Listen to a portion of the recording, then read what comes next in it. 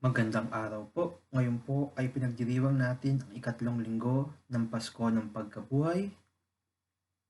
Ang misa pong ito ay iniaalay natin para sa mga may sakit, sa mga may COVID-19, sa mga namatay, mga doktor at mga nurses na nag-aalaga sa kanila, at sa paghinto ng pandemic na ito.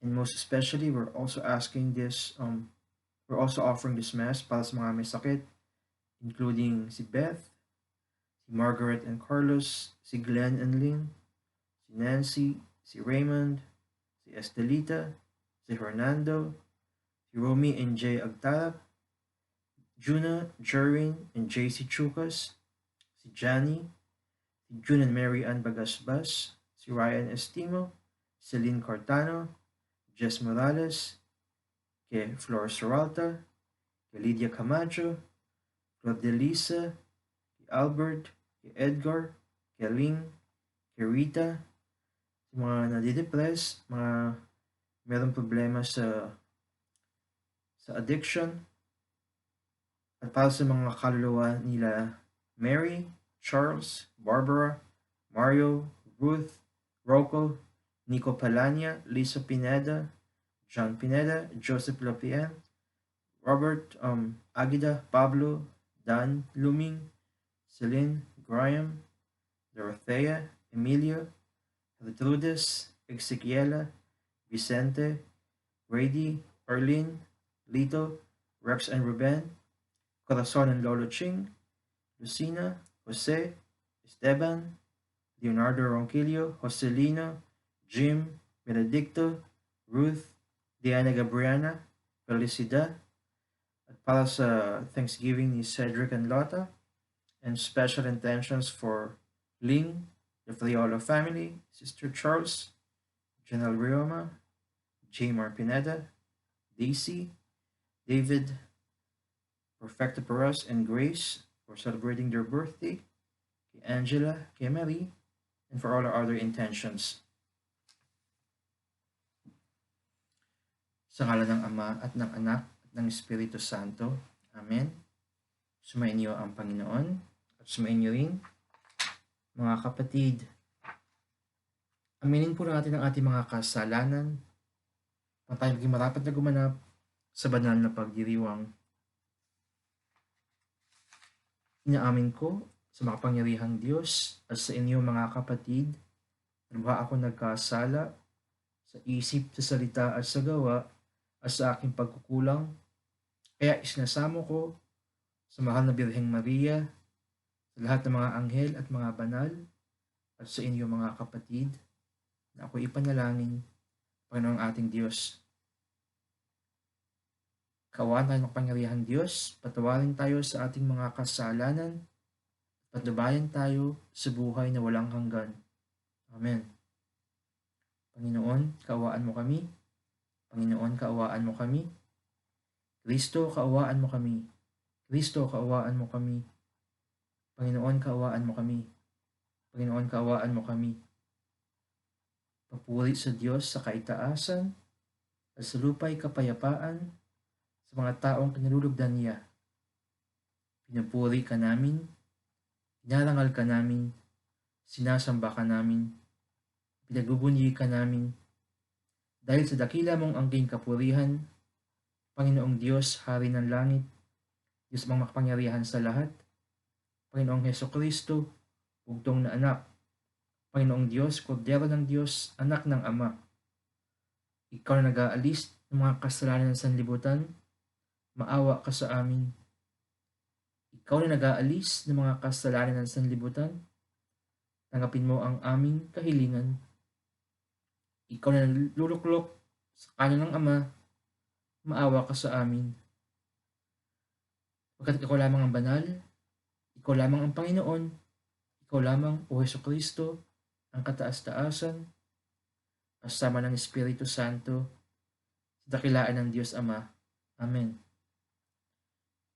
Manalangin tayo.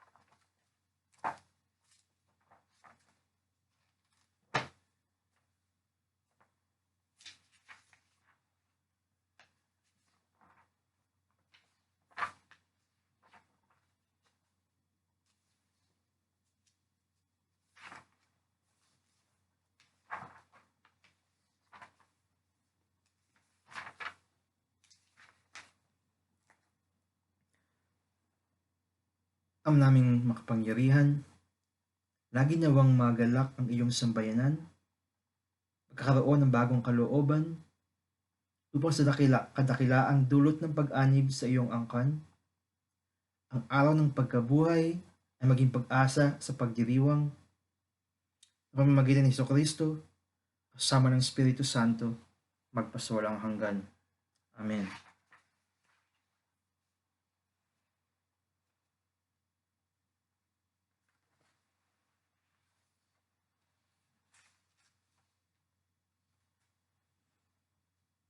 Ang unang pagbasa mula sa mga gawa ng mga apostol. Noong araw ng Pentecostes, tumayo si Pedro at ang 11 apostol at nagsalita siya ng malakas. Mga kababayan at mga naninirahan sa Jerusalem, pakinggan ninyong mabuti ang aking sasabihin. Mga Israelita, pakinggan ninyo ito. Si Jesus sa taga Nazaret ay sinugo ng Diyos. Pinatutunayan ito ng mga himala, mga kababalaghan, at mga tandang ginawa ng Diyos sa pamamagitan niya. Alam ninyo ito sapagkat lahat ay naganap sa gitna ninyo. Ngunit ang taong ito na binigay sa inyo ayon sa pasya at pagkaalam ng Diyos sa mula't mula pa ay ipinako ninyo at pinapatay sa mga makasalanan. Subalit siya'y muling binuhay ng Diyos at pinalaya sa kapangyarihan ng kamatayan. Hindi ito maaaring mamayani sa kanya, gaya ng sinabi ni David, nakita ko na laging nasa tabi ko ang Panginoon. Siya'y kasama ko at hindi ako matitigatig. Dahil dito, nagalak ang puso ko at umawit sa tuwa ang aking dila at ang katawan ko'y nahihimlay na may pag-asa. Pagkat ang kaluluwa ko'y di mo pababayaan sa daigdig ng mga patay at hindi mo itutulot na mabulok ang iyong banal. Tinuro mo sa akin ang mga landasing patungo sa buhay dahil sa ikaw ang kasama ko. Ako'y mapupuspos ng kagalakan. Mga kapatid, masasabi ko sa inyo ng tiyakan ng patriarkang si David ay namatay at nilibing. Narito ang kanyang libingan hanggang ngayon. Siya ay propeta at nalalaman niya ang pangako sa kanya ng Diyos. Magiging haring tulad niya ang isa sa kanyang mga inapo. Ang muling pagkabuhay ng Mesiyas, ang nakita at hinulaan ni David ng kanyang sasabihin, hindi siya pinababayaan sa daigdig ng mga patay at hindi itinulot na mabulok ang kanyang katawan. Itong si Jesus ay muling binuhay ng Diyos at saksi kaming lahat sa bagay na ito. Nang itaas siya sa kanan ng Diyos, tinanggap niya sa kanyang Ama ang pinangakong Espiritu Santo. Ito'y kanyang pagkinagkaloob sa amin. Tulad ng inyong nakikita at narinig ngayon. Ang salita ng Diyos. Salamat sa Diyos. Ang salmong tugunan, ituro mo ang landasin ng buhay kong hahantungin. Ituro mo ang landasin ng buhay kong hahantungin. O Diyos, ako'y ingatan mo. Ingatan ng iyong lingkod. Ang hangad ko ay maligtas, kaya sa iyo dumudulog. Ika'y aking Panginoon, ang wika ko sa aking Diyos. Kabutihang tinanggap ko, ay ikaw nagkakaloob. Ikaw lamang Panginoon, ang lahat sa aking buhay. Ako'y iyong tinutugon sa lahat kong kailangan. Tugon, ituro mo ang landasin ng buhay kong hahantungin. Pinupuri ko ang Panginoon na sa akin ay patnubay. Kahit gabi, diwan niya ang sa akin umaakay. Nabatid ko na siya'y kasama ko oras-oras. Sa piling niya, kailan may di ako matitinag. Ituro mo ang landasin ng buhay kong hahantungin.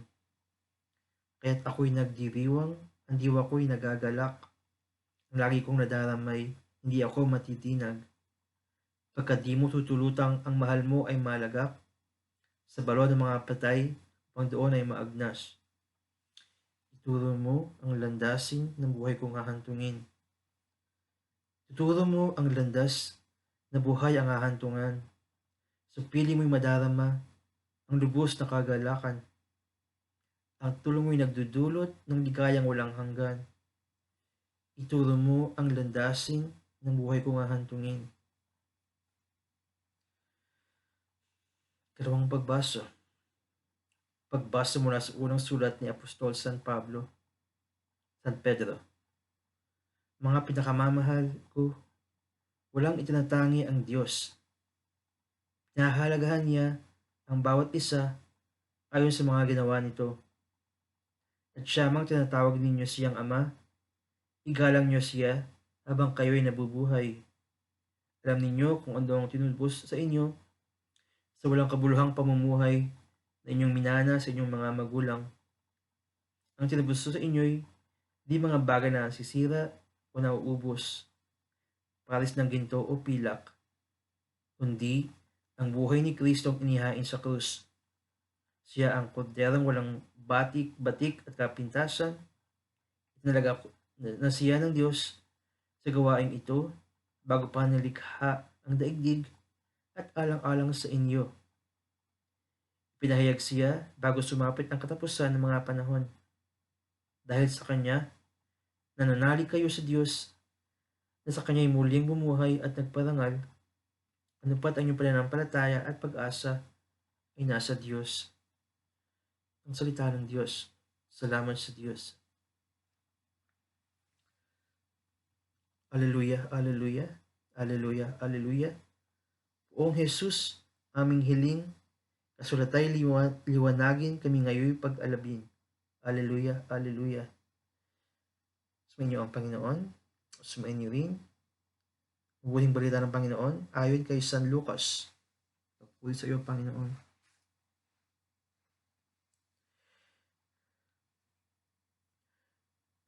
Lang linggo ding iyon, ang dalawa sa mga alagad ay patungo sa isang nayong tinatawag na Emmaus. May 11 kilometro ang layo sa Jerusalem. Pinag-uusapan nila ang mga pangyayari, samantalang nag-uusap sila at nagtatanungan. Lumapit si Jesus at nakasabay sa kanila. Siya nakita nila, ngunit hindi nila nakilala agad.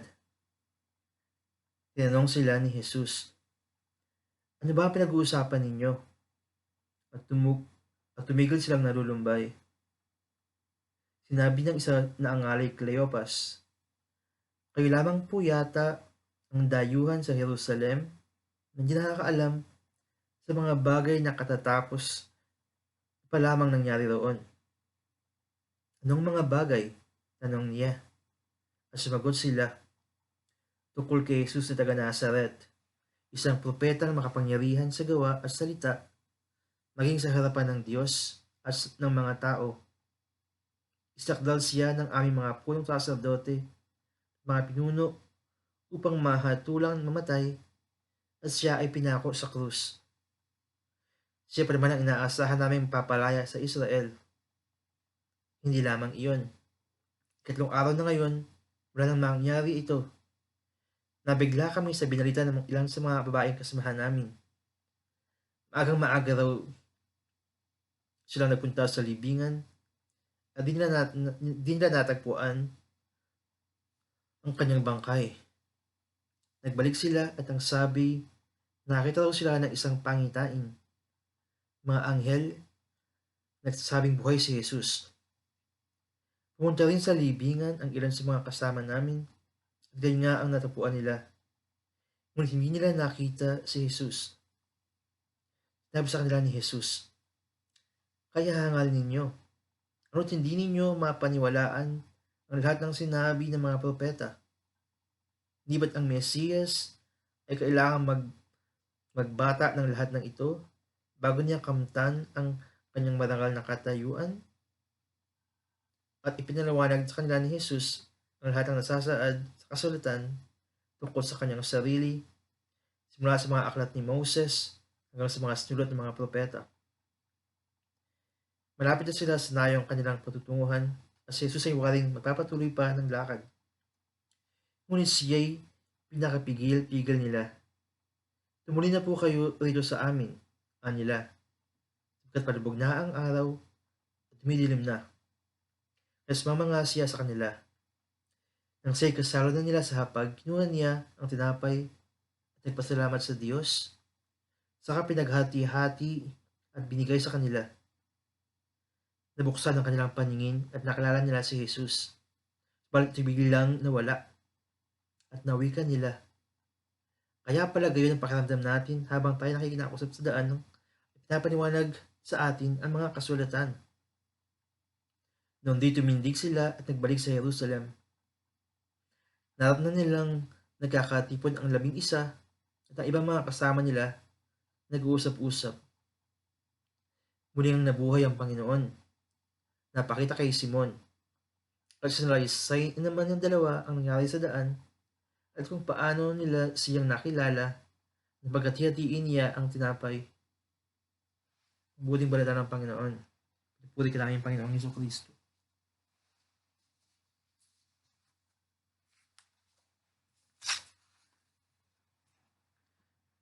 Nakakayamang aminin, ang hirap basahin ng Tagalog. Alam ko na Pilipino ako at doon ako pinanganak, pero minsan may mga salita na ang hirap i-pronounce. Pero ang gospel natin ngayon ay napaka mahalaga. Actually, napaka vivid, masyadong makulay ang kwento dahil ang istorya natin ay mula sa daan papuntang Emmaus o Emmaus. Actually, ang Emmaus ay isang lugar na 16 kilometers mula Jerusalem. 16 kilometers o 7 miles. Pinasabi sa English version.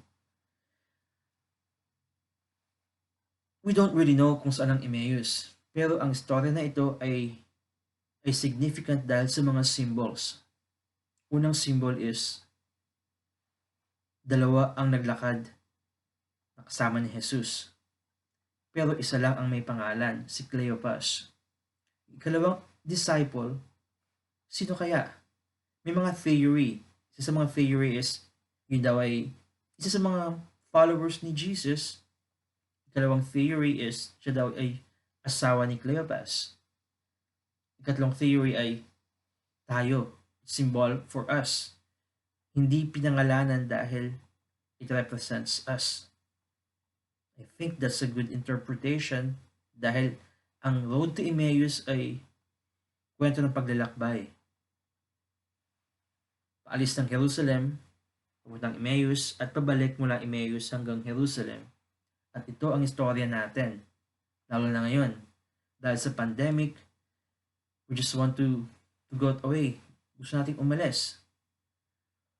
Nakakatawa kasi ang second element sa story natin ay umalis ang dalawang disciples ng linggo ng pagkabuhay. Imagine mo, namatay si Christ Friday, Sabbath, so bawal umalis. At linggo, umalis ka agad ang disciples, paalis ng Jerusalem. Nag-give up kaagad sila. Nawalan sila ng pag-asa. And kating-kati ang paa nila, lumabas ka agad. And I think ito ang feeling natin ngayon. Yung mga iba sa atin, gustong-gusto nang matapos ang pandemic, gusto na nating umalis, gusto na nating tumakas. Pero, hindi dapat yon. And the good thing is, naglakad si Jesus sa kanilang dalawa. Christ walked with them. And that is what we are experiencing, na kahit paalis tayo sa tamang landas, si Christ ay maglalakad pa rin sa atin. He will still accompany us. And that is very important to let us know na hindi tayo pabayaan ng Diyos. God will never abandon us. Hindi tayo iiwanan ng Diyos. Ang mahalaga is, nandyan siya. And finally, ang encounter ng dalawang disciples kay Jesus after the Last Supper, after the scripture and breaking of the bread, led them for their eyes to be opened. Nabuksan ang mga mata nila. And that should be our prayer. Mabuksan ang ating mga mata para malaman natin kung ano ang totoo. And hopefully we can be like those two disciples na kahit na gabi na, bumalik sila mula Emmaus hanggang Jerusalem. Ito ang invitation sa atin to go back, magbalik, Kasi mahalaga to share this Christian joy with other people. And of course, that means our faith.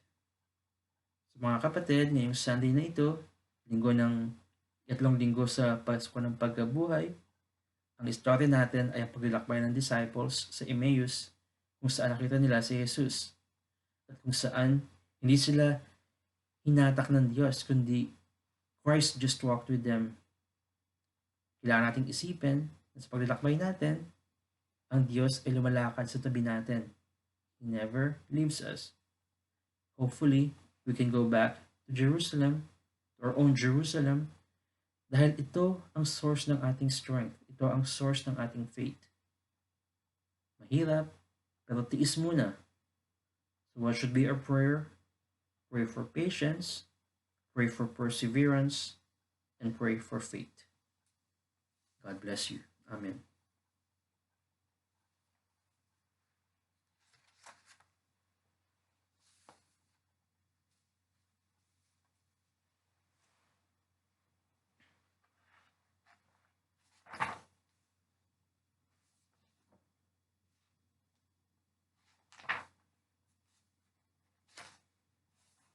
Mga kapatid, ipahinga natin pananampalataya. Sumasampalataya ako sa Diyos ng makapangyarihan sa lahat, na may gawa ng langit at lupa. Sumasampalataya ako kay Jesucristo, iisang anak ng Diyos, Panginoon nating lahat. Nalitong tao siya, dala ng Espiritu Santo, pianak ni Santa Maria ang Birhen, pinagpakasakit ni Poncio Pilato, pinako sa krus, namatay, inilibing. Nausa ka naroroonan ng mga yumao, ng may ikatlong araw na buhay na mag-uli, umakyat sa langit, naluluklok sa kanan ng Diyos, mga makapangyarihan sa lahat. Lugong mo lang paririto at hukom, sa nabubuhay at mamatay na tao. Sumasampalataya naman ako sa Diyos Espiritu Santo, banal na simbahang Katolika, sa kasabahan ng mga banal, sa patawaran ng mga kasalanan, pagbuhay na muli ng matay na tao, at sa buhay na walang hanggan. Amen. Mga kapatid, dumulong tayo sa Diyos, sa ating amang gagawin ng lahat para sa kapalan ng kanyang mga anak. Ang ating panagon, Ama namin, dinggin mo kami. Ama namin, dinggin mo kami. Ama, lalayan mo ang simbahan at mga nananala sa aming mga namumuno sa ating bansa. Huwag mo silang mapagod sa pagsilbi sa ating bayan. Manalangin tayo sa Panginoon. Ama namin, dinggin mo kami. Ama, gabay mo mga nagsasuffer dahil sa COVID-19, mga doktor at mga nurses na trabaho to protect them, at sa mga workers sa supermarket, delivery, restaurants, and the frontline workers. Manalangin tayo sa Panginoon. Ama namin, dinggin mo kami. Ama, patuloy mo sa iyong kaharian ng mga yumao naming kapatid, lalo na mga namatay dahil sa COVID-19. Manalangin tayo sa Panginoon. Ama namin, dinggin mo kami. At Ama, dinggin mo ang mga panalangin namin. Ama namin, dinggin mo kami. Ama, salamat po sa iyong tulong sa amin. Nilang ito sa pamagitan ng Kristo na aming Panginoon. Amen.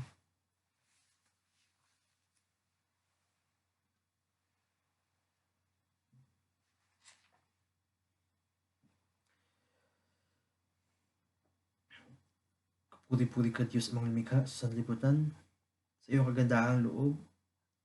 Narito aming maiaalay mula sa lupa at buwan ng aming paggawa ang tinapay na ito para maging pagkain bibigay buhay. Puri-puri ang Poong may kapal ngayon at kailanman.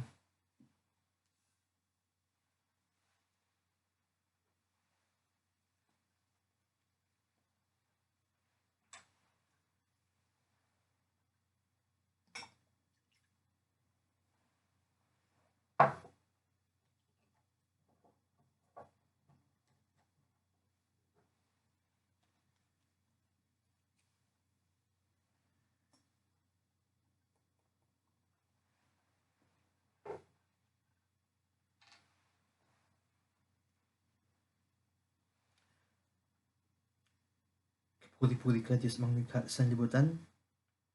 Iyong kagandahang loob, narito ang aming maiaalay mula sa katas ng ubas at bunga ng aming paggawa ang alak na ito para maging inumin bibigay ng iyong Espiritu. Puri-puri ka ang pamamay kapal ngayon at kailanman.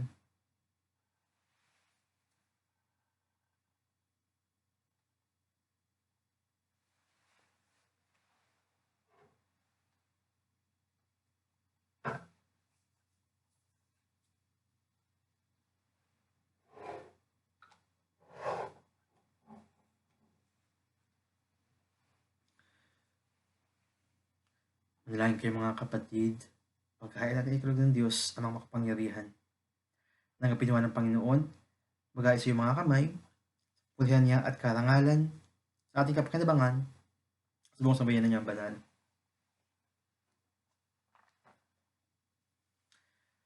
Ama naming lumikha, tanggapin mo ang mga alay ng iyong sambayan na natutuwa, ang pagkabuhay ng iyong anak, na niloob mong aming ikatuwa ngayon.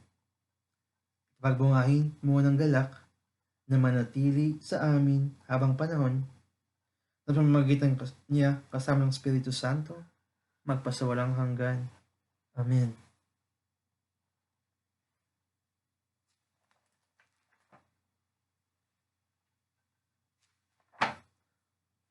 Sumainyo ang Panginoon, sumainyo rin. Ita sa Diyos ang inyong puso at diwa. Inasa namin sa Panginoon. Pasalamatan natin Panginoon ating Diyos. Marapat na siya ay pasalamatan.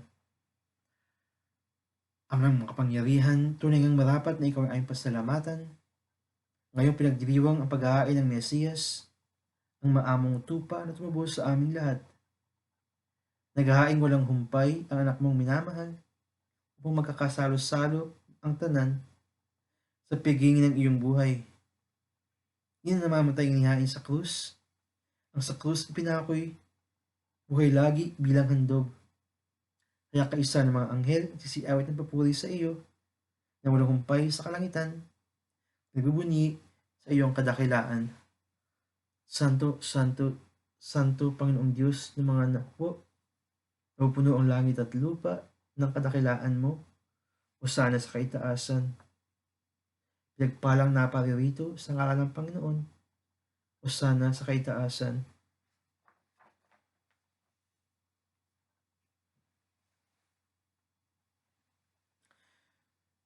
Ama naming banal, ikaw ang bukal ng kabanalan, kasi pamagitan yung Espiritu, huwag mong banal ang kaloob na ito, upang para sa aming maging katawan na dugo ng aming Panginoong Hesukristo.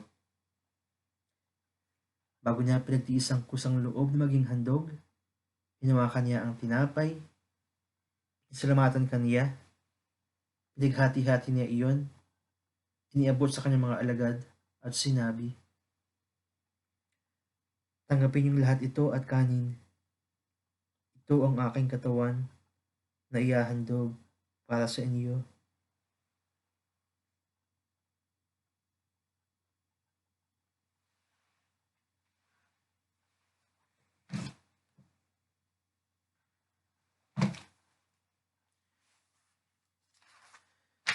Gayon din naman ang matapos ang hapunan, hinawakan niya ang kalis, muli kanyang pinasalamatan, inabot niya ang kalis sa kanyang mga alagad at sinabi, tanggapin lahat ito at inumin. Ito ang kalis ng aking dugo, ng bago at walang hanggang tipan, ng aking dugo na ibubuhos para sa inyo at para sa lahat. Pagpatawad ng mga kasalanan, gawin niyo ito sa pag-alala sa akin.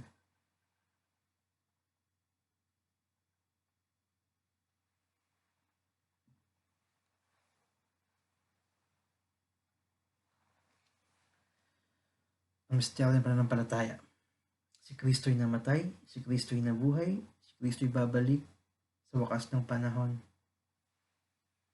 Ama, ginagawa namin ngayon ang pag-alala at sa pagkamatay at muling pagkabuhay ng iyong anak. At niaari namin sa iyo ang tinapay na nagbibigay buhay at ang kalis na kakaloob ng kaligtasan. Kaming papasalamat dahil kami yung minarapat at tumayo sa harap mo para maglingkod sa iyo. Isasama namin kang magsasalo-salo sa katawan at dugo ni Kristo, mabuklod sa pagkakaisa sa pamamagitan ng Espiritu Santo. Ama, tingap mo yung simbahang laganap sa buong daigdig. Puspusin mo kami sa pag-ibig, kaisa ni Francisco na aming Papa at ni Wilton na aming Obispo ng Tanang Kaparian. Alalahanin mo rin ang mga kapatid namin na himlay, may pag-asang sila muling mabubuhay. Ganun ang lahat ng mga pumanaw. Kawaan mo sila at patuloyin sa iyong kaliwanagan. Kawaan mo at pagintapat kaming lahat na makasalas yung buhay na walang wakas. Isa ng mahal na Birheng Maria na ng Diyos, isa ng mga apostol at ng lahat ng mga banal na muli sa daigdig ng pangalugod-lugod sa iyo. May pagdiwang naman namin, pupuri sa kararangal mo, pamagit ng iyong anak na aming Panginoong Hesukristo. Sa pamamagitan ni Kristo, kasama niya at sa Kanya, ang lahat ng parangal at papuri ay sa iyo, Diyos mga makapangyarihan, kasama ng Espiritu Santo, magpasawalang hanggan. Amen.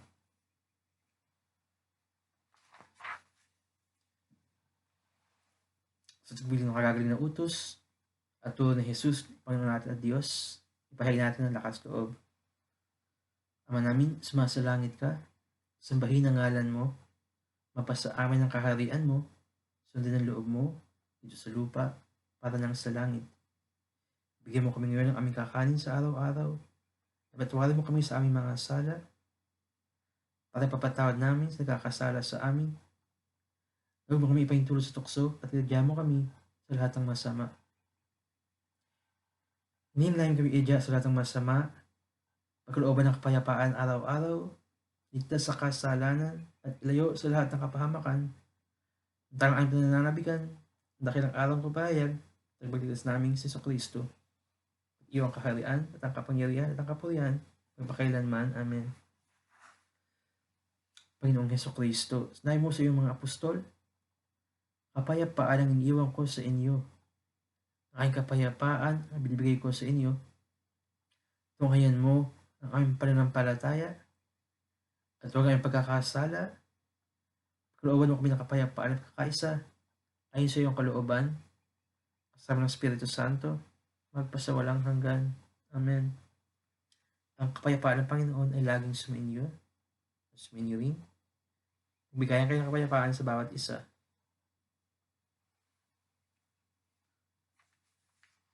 Video. Kordero ng Diyos, nag-aalis ng mga kasalanan sa sanlibutan, maawa ka sa amin.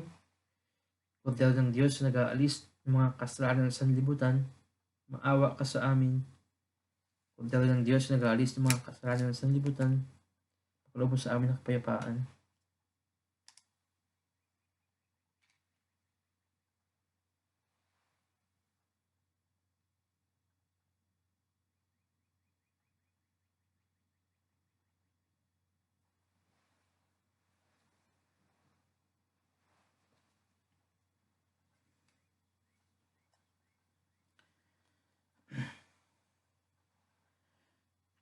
Ito ang kordero ng Diyos. Ito ay nag-aalis ng mga kasalanan ng sanlibutan. Magpalad mga niyan sa kanyang piging. Panginoon, hindi ako kapatagan patuloy sa iyo. Kung sa isang salita mo lamang, ay gagaling na ako.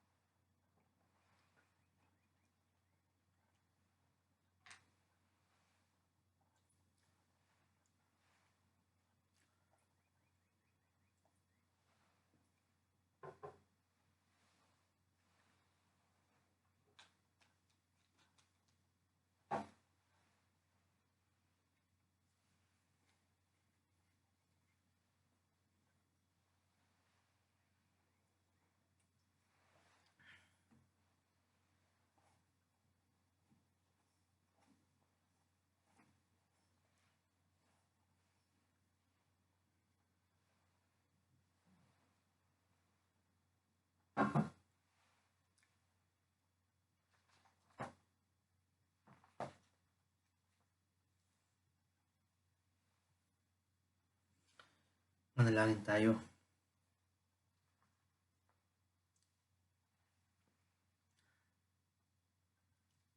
Ama naming mapagmahal, tuhayan mo at lingapin ang iyong sambayanan na minarapat mong makinabang sa piging na pang magpakailanman, pagkalubong kami maluwalhating makarating, pagkabuhay na magtatampok sa amin sa iyong piling, na pamamagitan ni Jesucristo, kasama ng Espiritu Santo, magpasawalang hanggan.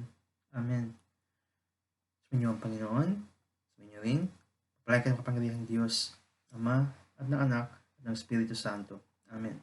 Tapos na ang misa, maraming payapaan sa bawat isa. Salamat sa Diyos. Salamat po and God bless you.